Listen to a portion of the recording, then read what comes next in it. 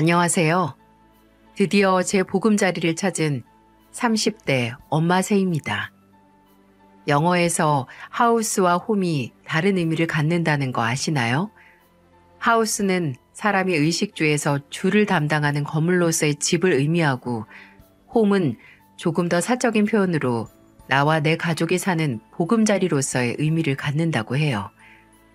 영끌족이라는 말이 생기는 것처럼 내 집 마련이 인생의 목표가 될 정도로 하우스의 의미가 중요시 되면서도, 또 사회에서 이리저리 치인 심신을 위로받는 홈으로서의 집도 내 인생을 지탱해주는 중요한 중심축 역할을 하죠. 여러분은 하우스와 홈이라는 단어 중 어떤 게 더 끌리시나요?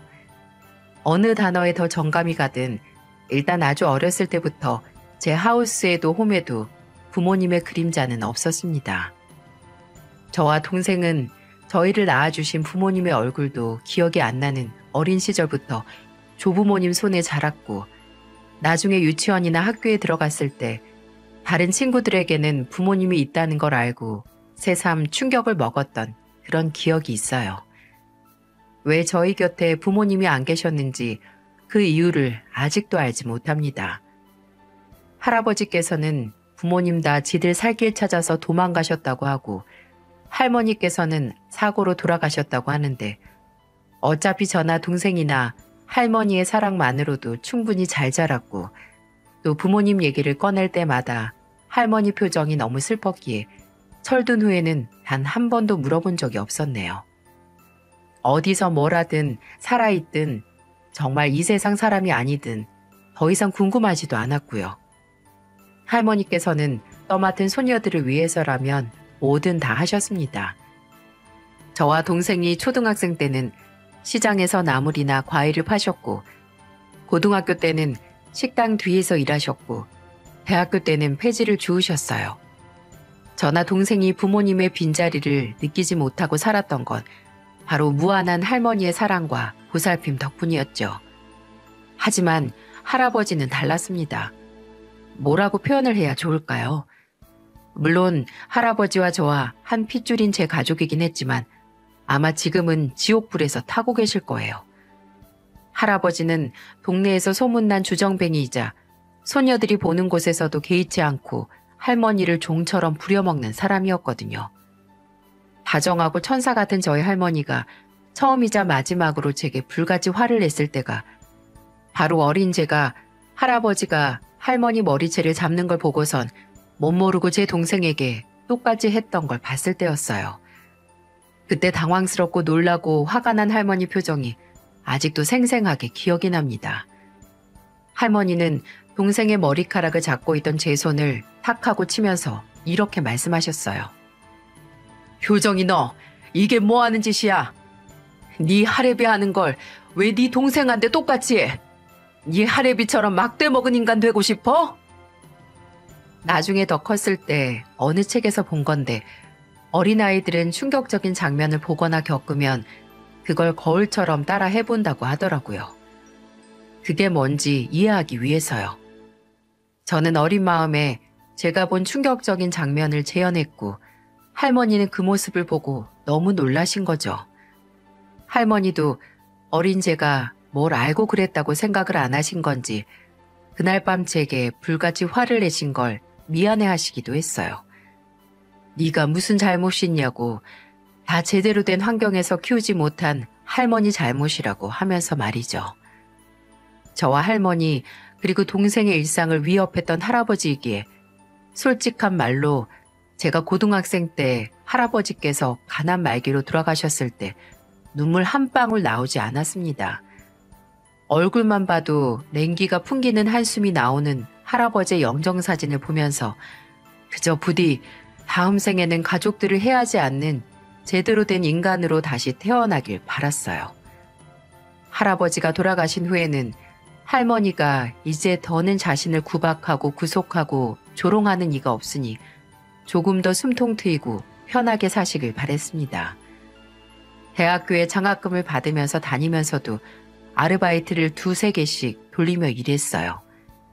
집에 생활비도 필요했고, 동생은 아직 고등학생이니까 딱 하나 다니는 단과학원 비용은 제가 내고 싶었거든요. 틈만 나면 쌈짓돈이라도 벌겠다고 성취하는 몸으로 나가 폐지를 줍는 할머니. 제발 집에 계시라고 돈은 내가 벌겠다고 하면서 학교에서는 도서관 근로학생으로 일하고 끝나면 식당 서빙하고 주말에는 학원 아르바이트를 했습니다. 그래서 집에 붙어있는 시간이 거의 없었죠. 제가 그 당시 크게 후회하는 게 두 개가 있는데 하나는 아르바이트를 줄여서라도 할머니와 시간을 많이 보낼 걸 하는 것과 끝내 제가 대학을 졸업하기도 전에 할머니께서 병원에 입원해 계시다가 돌아가셨을 때 숨을 거두시기 전 할머니 앞에서 철없는 미련과 눈물을 보였다는 겁니다. 내가 우리 효정이 졸업하는 날 꽃다발 들고 가야 하는데 우리 소녀 장하다고 맛있는 것도 만들어주고 우리 효민이 대학 들어가는 것도 보고 우리 손녀들 결혼하는 것도 보고 손녀들 딸 아들 낳으면 내가 산바라지도 다 해주려고 했는데 이 할미가 미안해. 우리 예쁜 손녀들 두고 먼저 가서 할미가 너무 미안해. 할머니, 제발 그런 소리 하지 마세요. 우리 두고 가지 마세요, 할머니. 저 이제 알바도 안 하고 할머니 옆에만 있을게요. 그러니까 우리랑 더 있어요. 아이고, 우리 효정이, 우리 예쁜 효정이 두고 어떻게 가나. 효정아, 맘 단단히 먹어라. 헬미가 어디 있든 우리 큰손녀 효정이 지켜줄 테니까 너무 무서워하지 말어. 안 돼요, 할머니. 할머니. 이때 저도 참 어렸죠. 고작 23이었으니까요. 할머니가 없으면 이제 저와 동생을 지켜주던 마지막 울타리가 사라진다는 두려움과 이제 더 이상 할머니 품에 안길 수 없다는 슬픔에 마지막을 앞둔 할머니 앞에서 겁에 질려 엉엉 울었습니다. 얼마나 후회했는지 몰라요. 아무리 무섭고 슬퍼도 할머니께 걱정 마시라고 할머니가 어디 내놔도 부끄럽지 않게 잘 키워주신 보답 앞으로 살아가면서 꼭 하겠다고 했어야 했는데 말이죠. 할머니가 돌아가시고 정말 앞이 막막할 정도로 힘들었어요. 아마 동생이 옆에 없었다면 이겨내지 못했을 거예요. 그래도 무엇으로도 할머니의 빈자리를 잊을 수 없었습니다. 그러다가 제가 찾은 게 바로 자원봉사 활동이었어요. 정말 단순하게 할머니의 손길과 푸근함을 느끼고 싶어서 노인정에 가거나 독거 노인분들에게 연탄이나 식사 배달 같은 봉사활동을 시작했어요. 근데 그게 할머니를 잃은 상처 치유에 도움이 되긴 하더라고요. 회사에 취직을 한 후로 그전보다 자주 가진 못했지만 그래도 몇 년 동안 꾸준히 다녔습니다. 그리고 그곳에서 지금의 남편을 만나기도 했죠. 남편은 같은 봉사활동 단체의 회원이었는데 그 많은 사람들 사이에서도 눈에 띌 만큼 밝고 성실한 이미지였어요. 왜 군중 속에서도 유독 눈에 띄는 사람 있잖아요. 남편은 가장 굳은 일을 도맡아 하고 필요하다면 따로 사비까지 털어서 도움이 필요한 어린 아이들에게 용돈을 주기도 했습니다. 같은 단체에서 봉사를 한 지 몇 달 지나고 나서 몇몇이 모여서 회식을 했는데 그때 술을 좀 마신 제가 옆자리에 앉았던 남편에게 왜 봉사활동을 하게 됐는지 속 얘기를 털어놨거든요. 저는 뭔가 사람을 편하게 해주는 매력을 갖고 있는 남편 앞에서 긴장을 풀고 제 이야기를 한 건데 남편은 그런 제가 좀 특별하게 느껴졌나 봐요. 그 이후로 종종 개인적인 연락을 주고받았고 어느새 저희는 연인이 되어 있었습니다. 연인이 되고 나서 남편의 책임감과 추진력을 보고 놀랐던 점이 있는데요. 사실 남편은 봉사활동 단체에서 만났던 당시에 공시생 상태였어요. 3년 정도 틀어박혀 공부만 하고 시험에 떨어지고 또 공부하는 패턴을 반복하다가 너무 우울하기도 하고 사회성도 떨어지는 것 같아서 일주일에 한 번 시간을 쪼개서 자원봉사 활동을 시작했던 거였어요. 근데 그런 남편은 저와 연인이 되자마자 과감하게 공시생 생활을 접고 취업 준비를 시작했습니다. 사랑하는 사람이 생겼는데 더 이상 기한 없는 시간을 보낼 수 없다고 말이죠. 또 이건 믿거나 말거나긴 한데 남편이 말하기론 저와 연인이 된 날부터 결혼을 생각했다고 해요. 남편은 저희가 만난 지 2년 되던 해 노을 지는 한강 둔치에서 제게 프로포즈를 했죠. 효정아, 너는 내가 남들보다 늦은 나이에 취업을 할 수 있는 용기를 줬고 너와 미래를 함께 할 수 있다는 생각만 하면 아무것도 두렵지 않아. 그리고 내가 너만 생각하면 힘을 얻고 용기가 나는 만큼 나도 너한테 단 하나뿐인 버팀목이 되고 싶어. 지금까지 동생과 함께 꿋꿋이 버텨온 네가 내 곁에서 쉴 수 있게 최선을 다할게. 세상에 무슨 일이 일어나더라도 나라는 안식처는 절대 변함없을 거야. 그러니까 나 한 번 믿고 나랑 결혼해 줄래? 몇천만 원짜리 반지나 입이 떡 벌어질 만한 이벤트가 있는 건 아니었지만 분홍색으로 물들어가는 노을빛이 비춘 남편의 얼굴과 힘들게 살아오느라 수고했다고 이제 나 하나 믿고 걱정 말라는 그 말에 지금까지 살면서 쌓여왔던 서러움을 다 위로받는 기분이었어요. 저는 남편의 프로포즈를 받아들였고 결혼을 준비하게 됐습니다.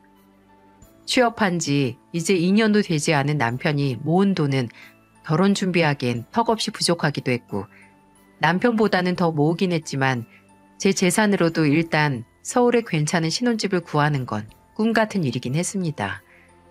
하지만 누구보다 저를 사랑하고 제가 사랑하는 남편과 함께라면 그 당시 남편이 살던 원룸에서 신혼을 생각해도 된다고 생각했어요.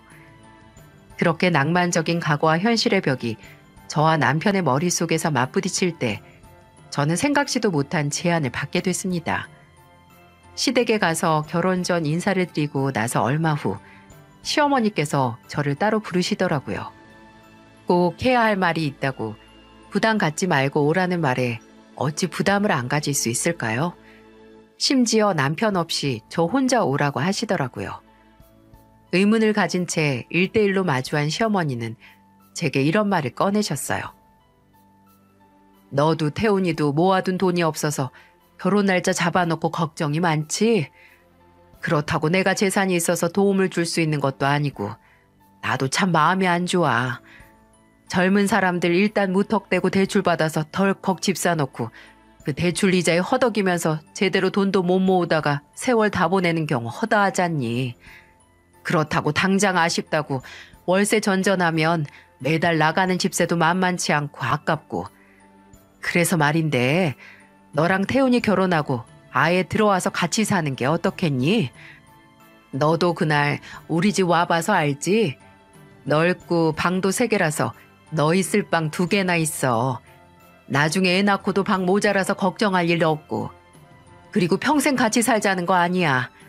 나도 적적해서 너희한테 같이 살자는 거니까 그만큼 보답도 할 거야. 몇 년 같이 살면서 너희는 편하게 돈 모으고 그 돈 어지간히 모이면 내가 보태서 집 살 수 있게 도와줄게. 너 애 낳고 나서 애 어지간히 커서 학교 갈 나이 되면 꽤 모으지 않겠니? 생각해봐. 너나 태훈이한테나 남는 장사일 거다. 이렇게 말만 들어선 조건이 나쁘지 않긴 했어요. 근데 솔직히 말하면 시어머니께서 제게 나열한 좋은 조건들도 반갑지 않았습니다. 일단 시어머니의 첫인상이 정말 안 좋았거든요. 제가 처음 시댁에 인사를 드리러 간 날, 밥 얻어먹으려고 간 건 아니지만 밥이 아니더라도 이제 가족이 될 사람을 만나는데 빵이라도 줄 수 있잖아요.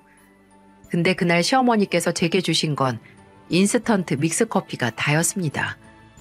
저를 환영하지 않는 사람과 같이 살다니. 또 하나는 지금 시어머니가 들어와 살라는 그 집.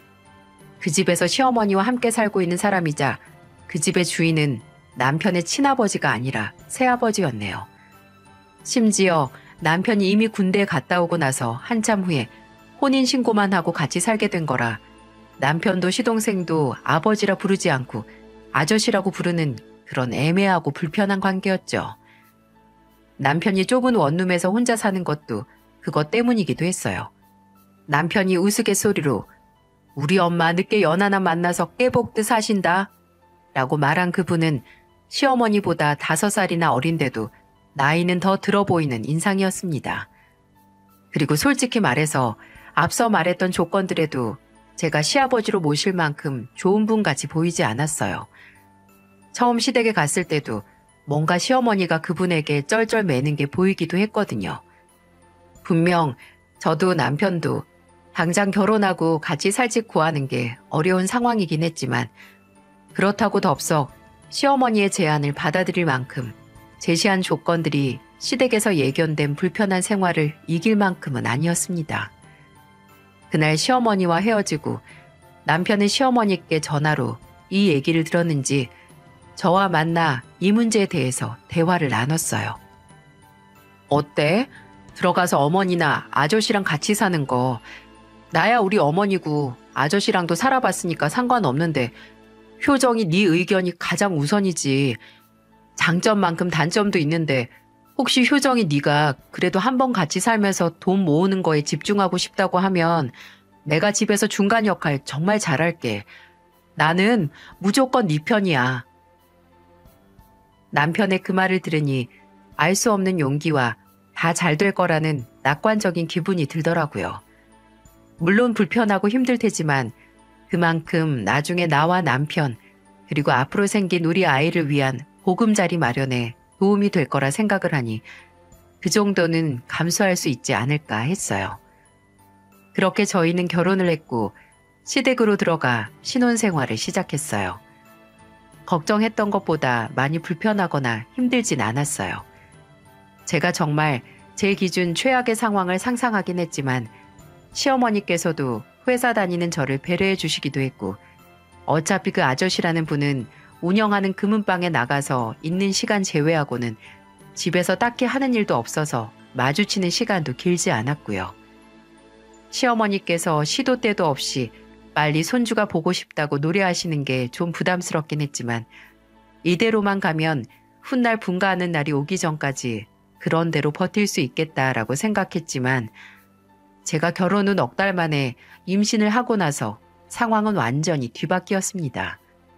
제가 가족에게 임신 소식을 알리고 얼마 안 있어서 주방 냉장고 문짝에 처음 보는 종이가 붙어 있더라고요. 그리고 그 종이에는 빽빽한 글씨가 적혀 있었고요. 저는 주방으로 들어오는 시어머니께 물었습니다. 봤구나. 맞아, 내가 했다. 이제부터 효정이 네가 하루 동안 집에 있을 때 해야 하는 일 리스트를 정리해봤다. 원래 여자가 임신하면 점점 기억력이 안 좋아져서 이렇게 정리하고 보면서 해야 돼. 어때? 편하겠지? 근데 여기 있는 거 원래 제가 하던 일이 아니잖아요. 왜 저 임신하고 나서 바로... 어머, 그럼 너 평생 이 집에서 내가 해주는 밥만 먹고 내가 빨아주는 옷 입고 네 시애미가 청소하는 집에서 편하게만 살려고 했니? 내가 초반에 너 좀 풀어줬던 건 집에 들어온 지 얼마 안 됐으니까 배려했던 거고 이제 너도 슬슬 이 집 일원으로서 며느리로서 제 몫을 해야지. 며느리는 죽어서도 시댁 귀신 된다는 말 안 들어봤니? 나중에 너 출산 휴가 받으면 더 추가될 테니까 그때 다시 한번 정리해주마. 이것만 들으면 들으시는 분들이 제가 무슨 결혼하고 시댁에 들어와서 단 한 번도 집안일을 안 했다고 오해할 것 같네요. 저도 일하면서 최대한 집안일을 도왔습니다. 출근 전에 빨래를 돌리고 가는 것도 저였고 돌아와서 거실 바닥 닦는 것도 저, 시어머니 오더대로 퇴근하고 마트에 들러서 장을 봐오는 것도 저였어요. 근데 이제 냉장고에 붙은 그 리스트에 뭐가 적혀 있었는 줄 아세요? 이제부터 아침 6시에 기상해서 시아버지 아침상부터 차려라. 밥은 그날 먹던 밥상 그대로 올리지 말고 꼭 새로 갓 지은 밥 올리고 국은 하루 이상 같은 국으로 내오지 말 것. 시아버지는 매콤한 음식을 좋아하니 국도 꼭 얼큰하게 끓이고 나머지 반찬은 삼삼하게 만든다. 반찬은 김치 제외해서 5가지 이상 준비하고 반찬통 그대로 상에 올리면 상 없는 수가 있다부터 화장실 청소는 꼭 가족들 다 씻고 마지막에 너 씻고 나서 말끔하게 하고 나오고 또 술 좋아하시는 네 시아버지를 위해서 이제부터 맛있는 술안주 레시피 공부해서 매번 다른 술상 받으려라. 시아버지 속옷은 린스 많이 넣고 꼭 손빨래 할 것. 진짜 다 거짓말 같죠? 제가 이제 시간이 좀 지난 일이라서 이 정도만 기억하고 있는 거지 실제로 적혀 있던 건 더 있었습니다. 가장 충격적이어서 앞으로 몇십 년이 지나도 기억에서 지워지지 않을 항목만 말씀드린 거고요. 이건 며느리가 지켜야 할 리스트가 아니라 거의 월 5, 600씩 받아야 하는 식모가 하는 일 아닌가요? 저는 너무 충격이라서 인터넷 커뮤니티에 검색도 해봤습니다. 전국의 며느리들이 정말 일까지 하면서 이런 수발과 명령까지 들어야 하냐고 말이죠. 솔직히 당장 그때 시어머니 앞에서 리스트를 찍고 싶긴 했지만 같이 사는 가족으로서 며느리로서 남편과 상의를 하고 정말 기본만 하기로 했어요. 다행히 아침 식사 준비는 남편이 같이 일어나서 함께 했고요. 화장실 청소는 남편이 나중에 씻고 하고 나왔죠. 제가 주로 해야 할 일은 아저씨인 그분의 시도 때도 없는 술상을 봐드리는 건데 참 이게 보통 일이 아니더라고요. 그 당시 제가 가장 무서워했던 게 뭔 줄 아세요? 바로 아저씨가 거실에 길게 들어누워서 TV를 보는 거였어요. 왜냐면 아저씨는 TV에서 좀 맛있어 보인다 하는 음식만 보면 꼭 이런 말을 했기 때문이었어요. 야, 저거 맛있어 보인다. 좀 똑같이 만들어봐라. 아니, TV에서 만드는 방법이나 재료도 안 나오고 그냥 완성돼서 먹는 모습만 쓱 하고 지나가는 음식을 제가 무슨 재주로 똑같이 만드냐고요. 심지어 방영된 지 좀 된 재방송을 보고도 그래서 뭐 방어나 꼬막이나 굴 이렇게 제철 아니면 좋은 걸 구하기도 어려운 음식도 요구하시더군요. 더 환장할 건 옆에서 시어머니가 그 말을 거둔다는 겁니다. 네 시아버지가 드시고 싶으신가 보다. 며느리가 솜씨 좀 발휘해봐. 라고 하면서요. 그리고 행여 제가 만든 음식이 입에 안 맞다, 생각했던 맛이 아니다 싶으면 시어머니는 세상 언짢은 표정으로 이렇게 말씀하셨어요. 너는 엄마한테 이런 것도 안 배웠니? 아유, 맞다. 가르쳐줄 사람이 없었구나. 그럼 네 할머니는 안 가르쳐 주셨니? 라는 헛소리로 제 속을 뒤집어 놨어요. 시어머니는 늘 아저씨의 말에 거의 복종하는 사람처럼 굴었는데 집안에서 정말 볼일 보고 뒤닦는 일만 스스로 하는 그 아저씨가 하는 말이면 뭐든 실현시켜야만 직성이 풀리는 사람 같았어요. 더 문제는 그걸 실현시켜야 하는 게 이제는 시어머니가 아니라 저였다는 거였죠. 한 번은 또 TV에서 맛집이 나왔는데 아마 등갈비 구이였을 거예요. 아저씨는 그걸 가리키면서 또 이걸 하라고 하셨는데 마침 그 식당 상호명을 제가 알 수 있었거든요. 그래서 퇴근하고 오면서 거기서 포장을 해오겠다고 하니 그건 또 안 된답니다. 이유가 뭔지 아세요? 밖에서 해먹는 것보다 집에서 해먹는 게 더 건강하다고요.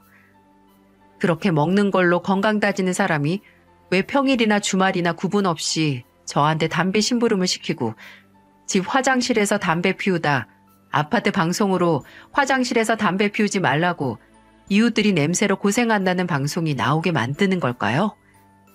나중에는 제가 거의 억지로 만든 음식을 먹기만 할 줄 알지 뭐 잘 먹었다, 맛있다 한마디 안 하는 아저씨와 시어머니를 보고 더 이상 참을 수 없더라고요. 그래서 저 나름의 복수를 하기도 했어요. 아저씨의 입맛 때문에 반찬이나 술안주나 빨간 양념의 매콤한 음식이 빠지는 날이 없었거든요. 그래서 그렇게 좋아하는 빨간 맛 제대로 보라고 맵다고 소문난 매운 양념들을 다 모아서 아낌없이 음식에 때려 부었습니다. 그럼 아저씨는 입맛을 다시면서 그래, 이렇게 먹어야 속이 확 풀리지 하면서 그릇을 싹 비우시고 거의 이틀 동안 화장실에서 나오질 않았어요. 시어머니는 작작 좀 맵게 만들라고 저를 탓하셨지만 저는 태연하게 매운 거 좋아하셔서 최대한 매콤하게 만들라고 한 건 어머님인데요? 라고 반문을 했죠. 제 복수가 시작되고 몇 주 후에 집 식탁 위에서 매운 음식은 자취를 감추게 됐습니다. 하지만 그런 복수로도 해결이 되지 않는 사건이 터졌어요. 이 사건으로 저는 처음으로 아저씨와 시어머니에게 고함을 지르게 됐죠. 그때 저는 만삭인 상태에서 출산 휴가를 받은 상태였습니다. 배는 언제 터져도 이상하지 않을 만큼 커졌고 다리도 몸도 땡땡 부어서 꽤 고생 중이었습니다. 그날은 남편이 1박 2일 출장으로 집을 비웠었고 저는 속이 안 좋아서 저녁 식사 준비만 한 뒤에 밥도 안 먹고 방으로 들어가 쉬고 있었어요.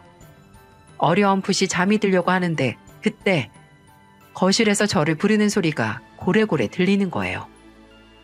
한번 임신해보신 분들은 알겠지만 만삭인 상태에서는 그냥 앉았다가 일어나는 것도 힘들잖아요. 근데 잠들려고 누워있다가 일어나려니 더 시간이 걸리기도 했죠. 근데 그새를 못 참고 거실에서 들려오는 소리는 점점 커졌습니다. 제가 식은땀을 흘리면서 거실로 나가니 저녁 식사 중이었던 아저씨는 어느새 소주병을 들고 있었고 그 곁에는 시어머니께서 앉아 있었어요.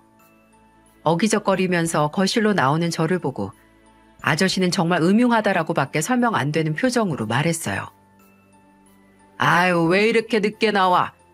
어서 와서 술 좀 따라봐. 그래도 이렇게 쭈그러진 아줌마보단 젊은 여자가 따라주는 술을 마셔야 술이 술술 들어가지. 저는 제 두 귀를 의심했습니다. 저게 말인가요? 아니면 입에서 나오는 오물인가요? 어떻게 만삭인 임산부를 방에서 불러내서 저딴 소리를 하는 거죠? 저는 무겁고 힘든 몸 상태도 잊은 채 식탁 앞으로 다가가서 시아버지가 들고 있던 소주병을 잡아챘습니다. 그리고 그대로 거실 쓰레기통에 던져버리면서 소리쳤어요. 진짜 해도 너무하시네요. 제가 이 집에 종으로 들어왔어요? 아니면 술 따르는 잡부로 들어왔어요? 야, 너 지금 어디라고 소리를 빽빽 질러? 아니 며느리가 돼서 시아버지 술 좀 따라줄 수 있지. 뭐가 큰일이라고 유난이야 유난히. 너 지금 얹혀 사는 이 집이 누구 건데? 애 낳기도 전에 쫓겨나고 싶어서 이래? 애초에 이 집으로 저 부른 거 어머님 아니에요?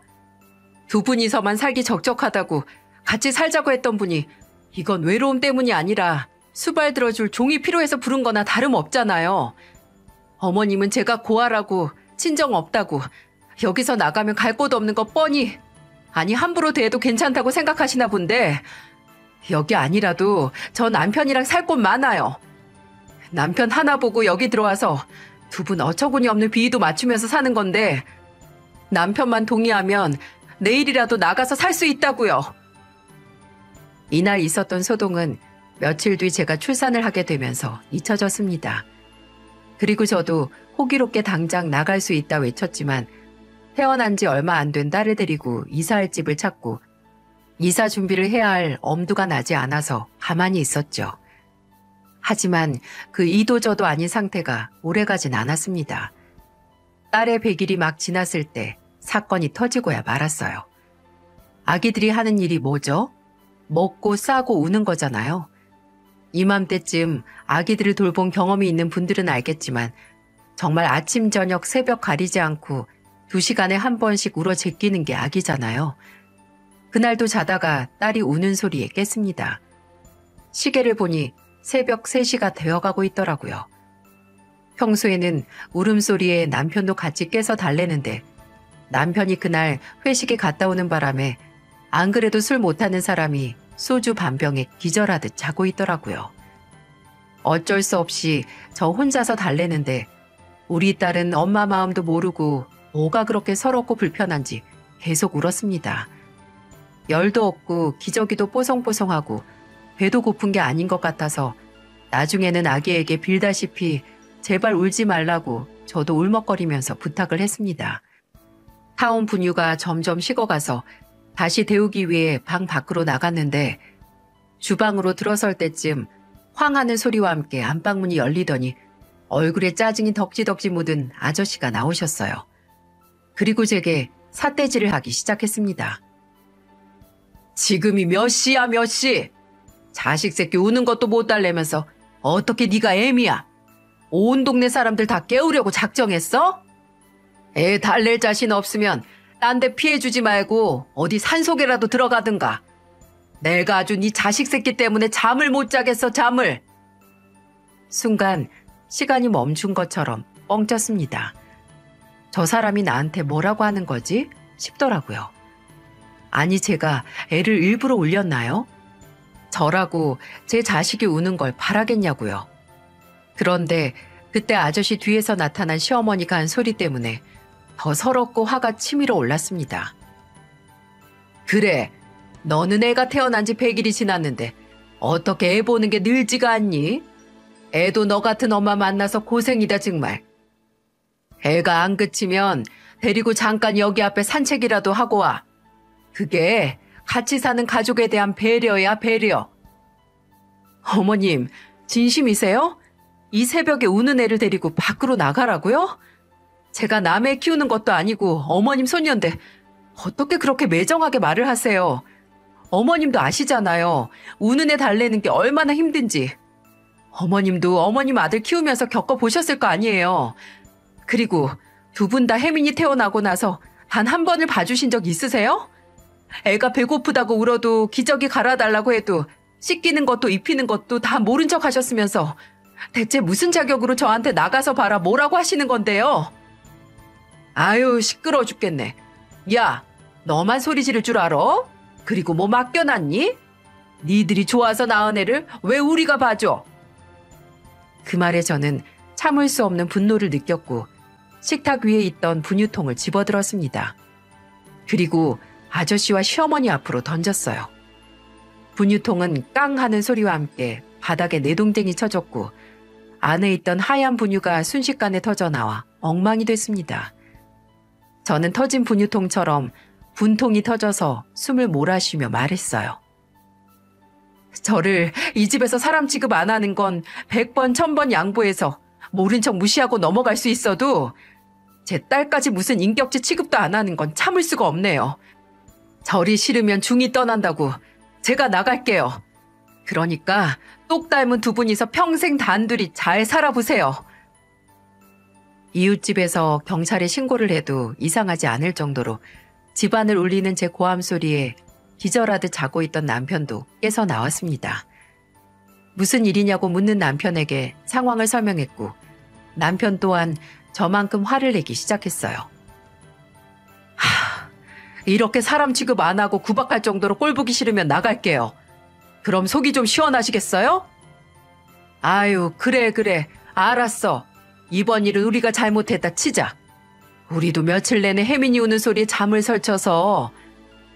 잠을 설쳐도 저나 이 사람만큼 설치세요? 애 한 번 돌봐주신 적 없으면서 그 유난 좀 부리지 마세요. 그냥 평생 단잠 주무실 수 있게 저희가 나간다고요. 그렇게 저희는 끔찍한 시집살이 끝에 분가를 택했습니다. 돈을 다 모으지 못한 만큼 선택지는 볼품없이 좁아졌지만 그때는 시댁만 아니면 됐기에 상관없었어요. 며칠 내내 부동산을 돌면서 집을 찾다가 보증금 2천에 월세 70의 투룸을 발견했고 가장 빠른 시일 내에 들어가겠다고 계약을 했어요. 시어머니는 저희가 분가를 하겠다 선언한 후에는 오히려 잘 됐다는 듯이 그래 나가라 나가 라는 태도를 보이시다가 이사 날짜가 다가올수록 점점 초조한 모습을 보이셨네요. 정말 가냐? 아유 뭐하러 고생을 사서 하냐? 이해가 안 간다. 그렇게 시애미한테 이겨먹고 싶냐? 등등 대답도 하지 않는 제 옆에서 떠들다가 이삿날을 3일 앞두고 방 앞에 쌓여있는 짐 앞에서 무너지시더군요. 예, 효정아. 내가 너 부려먹은 거 그래 인정하마. 나도 시자 들어간 시애미라고 며느리한테 좀 시켜먹고 싶었어. 너도 네 시애비 어떤 사람인지 잘 알잖아. 맞추기 까다롭고 챙겨야 할 것도 많고 그 집 8년을 하다가 드디어 며느리 없고 해방되나 해서 내가 오버했다. 이제 너 혼자 하던 거 좀 나랑 나눠서. 했어요. 다 늙은 아저씨 시중 나눠서 할 생각 없어요. 제가 뭐가 아쉬워서 그 고생을 사서 해요? 제가 고하고 돌아갈 친정 없다고요? 아무리 돌아갈 것도 없어도 여기로는 다시는 안 돌아오니까 저 설득할 생각 하지 마세요. 지금 돌이켜보면 그저 악몽과 같았던 시집살이를 청산하고 월세에 좁고 낡았지만 드디어 홈이라고 부를 수 있는 집으로 이사를 했습니다. 넓은 집에서 반절도 안 되는 좁은 집으로 이사했지만 오히려 숨통이 트는 이유는 말 안 해도 아시겠죠? 결혼하고 2년 만에 드디어 제대로 된 신혼을 남편과 보내는 것 같기도 했어요. 또 시동생 부부와도 교류가 잦아졌죠. 원래 시동생 부부는 시댁의 명절에도 잘 찾아오지 않았거든요. 와봤자 동서는 안 오고 시동생만 와서 밥만 먹고 갔고요. 무슨 연유인지 남편에게 물어봤을 때 남편도 잘 모른다. 원래 시어머니가 재혼하신 뒤 시동생과의 관계가 좀 틀어졌고 결혼한 다음에 더 심해진 것만 안다고 하더라고요. 근데 저희가 분가를 한 뒤에 종종 시동생 부부가 집에 찾아와 함께 식사를 하고 술 한 잔씩 하면서 이런저런 얘기를 나누다가 진짜 충격적이고 소름 끼치는 얘기를 듣게 됐습니다. 그럴 줄 알았어요. 형님 분가에서 어머님 댁에서 나왔다는 얘기 들었을 때 촉이 딱 왔어요.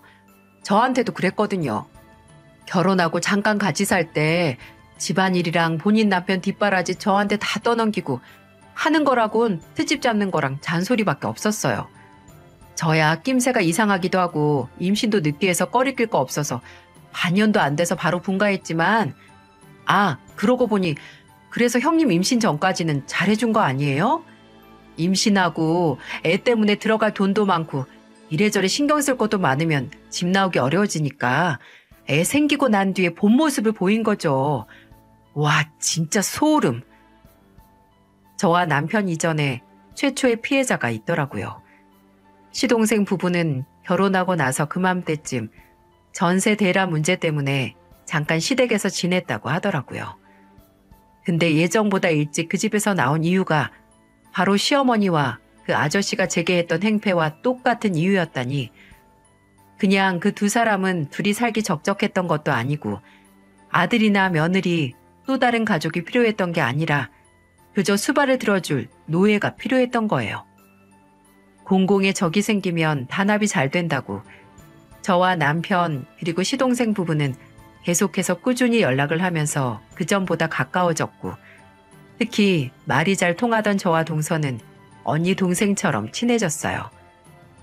어린이집 교사인 제 동생이 결혼과 함께 거처도 직장도 지방으로 옮기면서 자주 만나지 못해 외로웠는데 동서가 그 외로움을 잊게 해준 거죠. 근데 정말 액땜이라든지 애군이라는 게 있긴 있나 봅니다.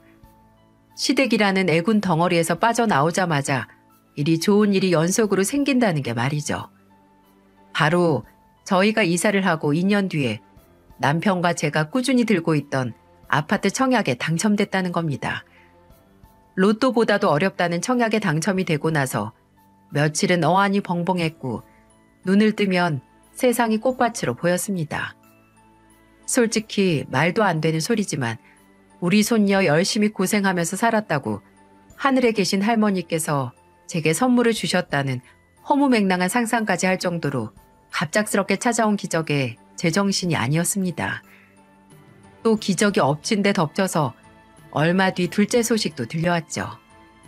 이렇게 좋은 일만 생겨도 되나 싶게 그 후 2년 동안은 하늘을 날아다니는 기분으로 살았네요. 태어난 둘째가 2살이 됐을 때는 어린이집에 보낼 수 있어서 저도 그만뒀던 일을 시작했어요. 청약 중도금을 대출받아야 하기 때문에 한 푼이 아쉬웠거든요. 하지만 우리 집이 생긴다는 생각에 하루에 9시간씩 동네 마트에서 일하고 집으로 돌아와 두 아이를 돌보는 게 힘들지 않았습니다. 이 행복이 끝나지 않길 매일 간절히 기도했건만 실현 뒤에 오는 행복을 더 달게 느낄 수 있게 하늘이 저를 시험하는 걸까요? 시댁에서 뛰쳐나오고 거의 5년이 되어갈 때쯤 시어머니에게서 연락이 왔습니다. 저는 시댁을 나온 후로 시댁과는 아예 연락을 끊고 남편만 간간히 시동생과 함께 찾아가서 밥만 먹고 돌아오곤 했거든요. 시어머니도 저 같은 며느리는 필요 없는지 지난 5년 동안 아무런 문제 없이 그 어떤 소식도 전하지도 듣지도 못했는데 왜 이제 와서 연락을 한 걸까요? 휴대폰 너머로 들리는 시어머니의 목소리를 의아한 심정으로 들으며 의도를 파악하기 위해 머리를 굴렸습니다. 무슨 일로 연락을 하셨어요? 그래, 내 목소리 듣기 싫은 거 이제는 이해한다. 나도 잘못했지. 근데 아무리 그래도 둘째 태어난 다음에 한 번을 같이 안 찾아올 수 있니? 아무리 그래도 우리 집안 핏줄인데. 혜연이라고 했나? 또 딸 낳았구나. 얼마나 예쁠까. 그래, 지 엄마 얼굴 닮았으면 어디 가서 얼굴은 안 빠지겠지. 효정아, 나도 그동안 반성 많이 했다. 그러니까 손녀들 보고 싶다고 이렇게 먼저 연락했지. 요새 일한다며? 바쁜 너한테 오라가라 안 하고 내가 직접 갈 테니까 문 한 번 열어주렴. 나도 이 나이에 손녀들 얼굴은 보고 살아야지. 부탁한다. 어? 5년. 정말 사람이 본인 잘못을 인정하고 변화할 수 있는 기간일까요? 귓가에 들리는 호소력 짙은 시어머니의 목소리를 들으면서 고민에 빠졌습니다. 정말 시어머니께서 그전과는 다른 모습이실까 하고요. 저도 할머니 손에서 자랐기에 손녀와 할머니 사이를 인위적으로 갈라놓고 싶진 않았어요. 제가 할머니의 사랑을 듬뿍 받고 자란 만큼 저희 애들도 할머니의 사랑을 충만하게 받고 자랐으면 했습니다. 그래서 시어머니를 허락하고 말았어요. 저희는 제가 마트를 쉬는 휴무날로 약속 날짜를 잡았고 시어머니를 저희 집으로 초대했어요. 그렇게 어렵고 주저하며 만나게 된 시어머니는 집에 들어오자마자 아이들을 따뜻하게 안아주셨어요. 아기 때도 제대로 봐주지 않던 시어머니가 애들을 포근하게 안아주시며 할머니가 우리 예쁜이들 너무 보고 싶었어 라고 하시는 모습을 보니 정말 그리움이 컸었을 수도 있겠다는 생각이 들더군요. 시어머니와 저는 함께 식사를 하며 지금까지 서로 안 보고 살았던 동안 있었던 소소한 일상을 공유했고 또 시어머니는 제게 청약 당첨된 거 축하한다고 성실하게 살아서 복받은 거라고 말도 하셨어요. 식사를 끝낸 후 마주 앉아 커피를 마시는데 시어머니께서 이런 얘기를 꺼내셨어요. 고진감래, 인과응보라는 말이 정말 딱 맞나 보다. 혼자서 고생하면서 자란 너는 이제 집도 생기고 애들도 잘 크고 너한테 실수한 나는 아휴 효정아 나 정말 망했다 망했어. 네? 그게 무슨 말씀이세요? 이건 아직 태훈이나 정훈이한테도 말 안 했는데 내가 정말로 믿고 의지하는 게 우리 첫째 며느리 너라서 먼저 말하는 거야. 네 시애비가 그래서 사고를 쳤지 뭐냐. 뭐 좋은 투자 정보라고 가져와서 집 담보대출 받아와서 투자한 게 피라미드 사기였다. 피라미드. 이게 말이나 되니? 사기요?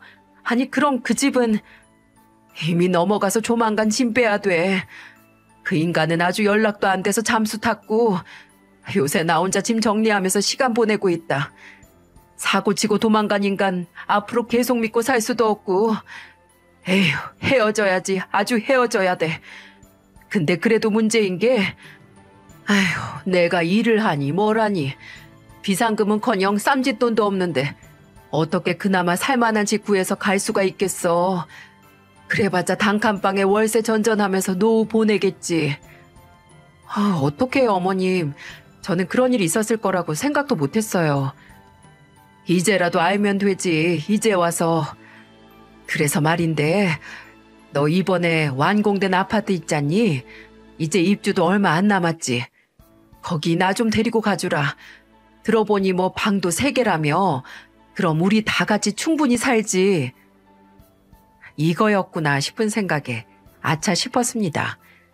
역시 사람은 쉽게 바뀌지 않고 그저 본인의 사리사욕을 위해 잠시 바뀐 척만 하는 거였어요. 제가 의도를 다 파악하고 아는지 모르는지 시어머니는 기세를 뺏길까 조잘조잘 속사포로 말을 이어갔습니다. 내가 미리 너희 들어갈 아파트 구조 보고 왔는데 안방이랑 작은 방 차이가 얼마 안 나더라.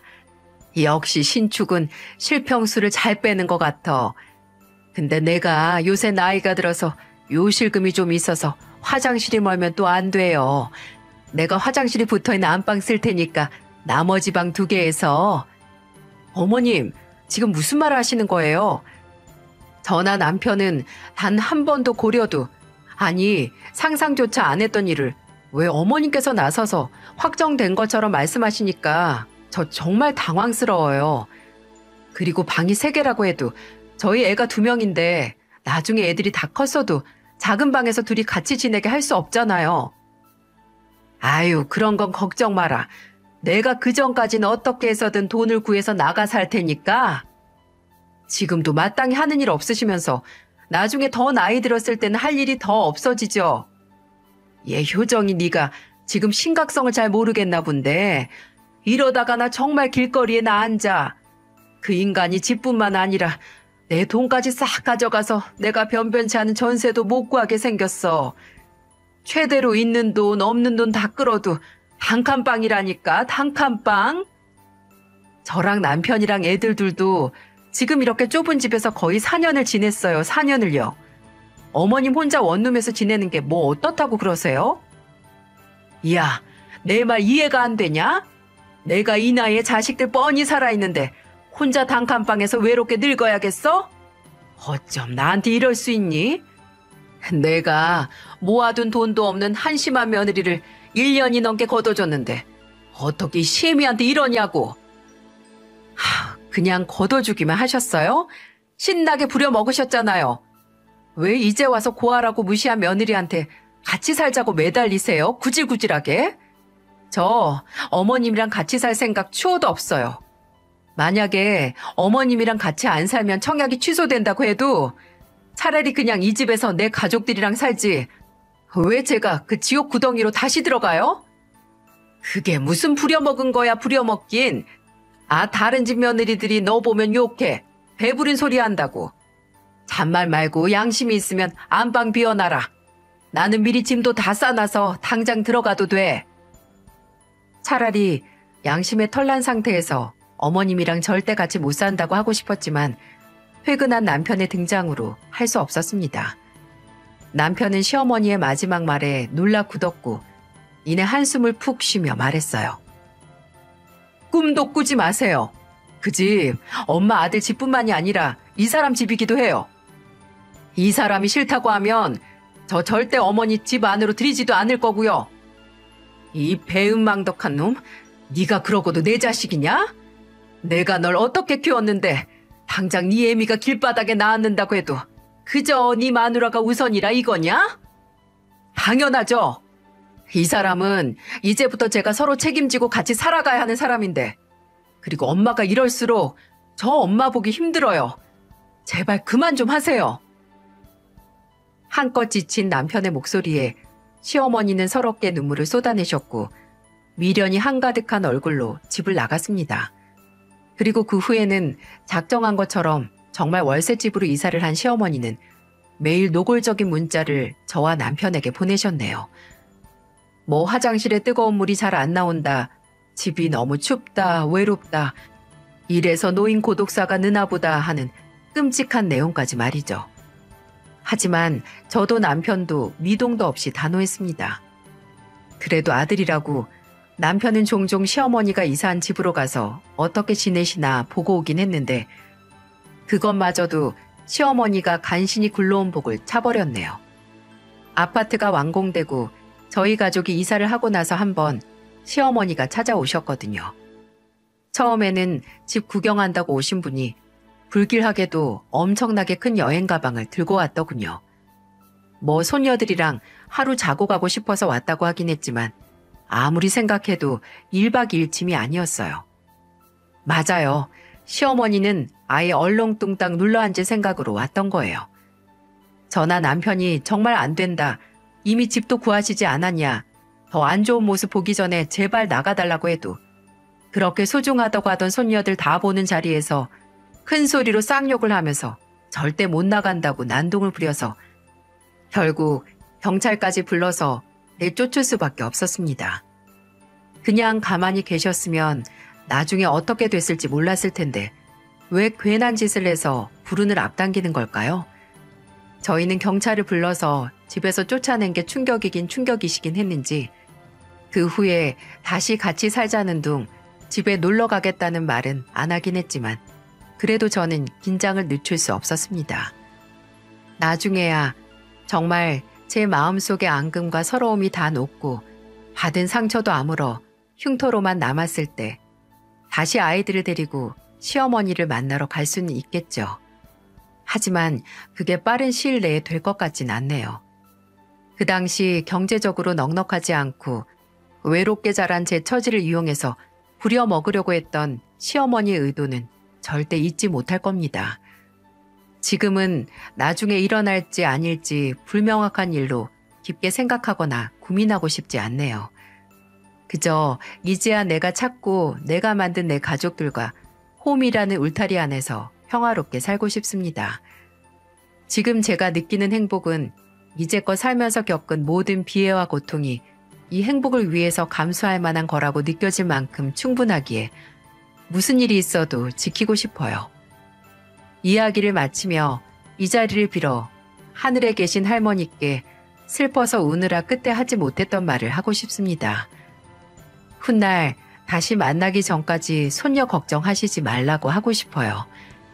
이제 할머니만큼은 아니지만 나를 지켜주고 또 제가 지켜줘야 하는 새로운 가족이 생겼으니 걱정 마시라고요. 그리고 꼭 시간이 지나고 다시 저랑 효민이와 함께 만났을 때 예전처럼 저희를 푸근한 품으로 안아주셨으면 좋겠습니다. 살아오느라 할머니 만나러 오느라 수고했다고 말이죠. 이야기를 들어주신 모든 분께 고맙습니다. 지금 여러분이 안정감을 느끼는 곳이 하우스든 홈이든 그저 행복하시길 바라겠습니다.